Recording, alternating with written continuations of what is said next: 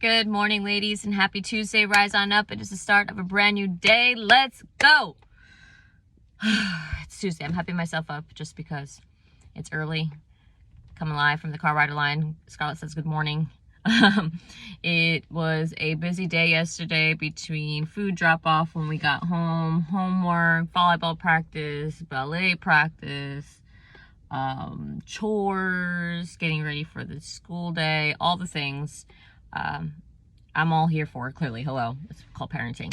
But it was just busy, and being on Instagram or social media is not something I completely do the entire time. I usually come in at a little after 8 p.m. 9 p.m. when my day winds down and I put this young one to bed, because by 8:30 at most, since my kids are small, is lights out. Starting at 7, if you're a newborn, 7:30, 8:30.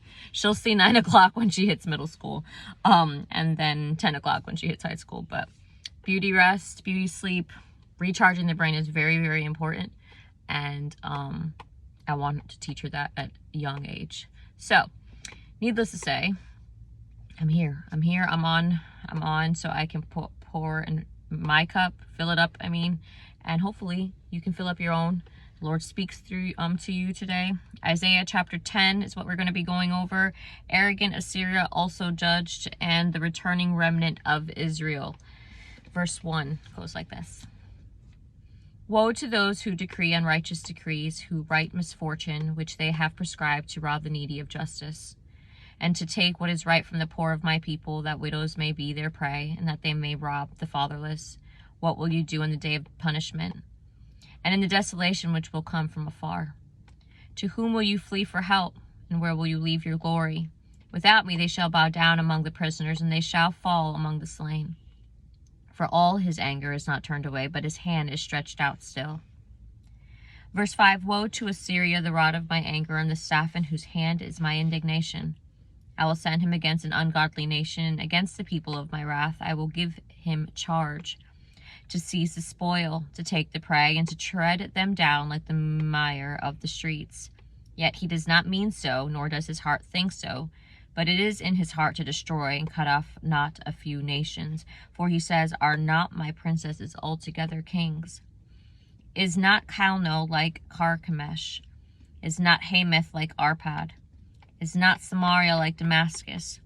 As my hand has found the kingdoms of the idols, whose carved images excelled those of Jerusalem and Samaria.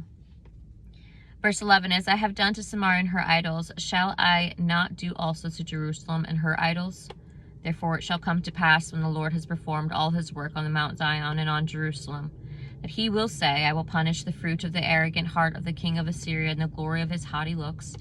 For he says, By the strength of my hand I have done it, and by my wisdom, for I am prudent. Also I have removed the boundaries of the people, and have robbed their treasuries. So I have put down the inhabitants like a valiant man. My hand has found like a nest the riches of the people. And as one gathers eggs that are left, I have gathered all the earth. And there was no one who moved his wing, nor opened his mouth with even a peep. Verse 15, Shall the axe boast itself against him who chops with it? Or shall the saw exalt itself against him who saws with it? As if a rod could wield itself against those who lift it up, or as if a staff could lift up, as if it were not wood. Therefore the Lord of hosts, will send leanness among his fat ones, and under his glory he will kindle a burning, like a burning of a fire.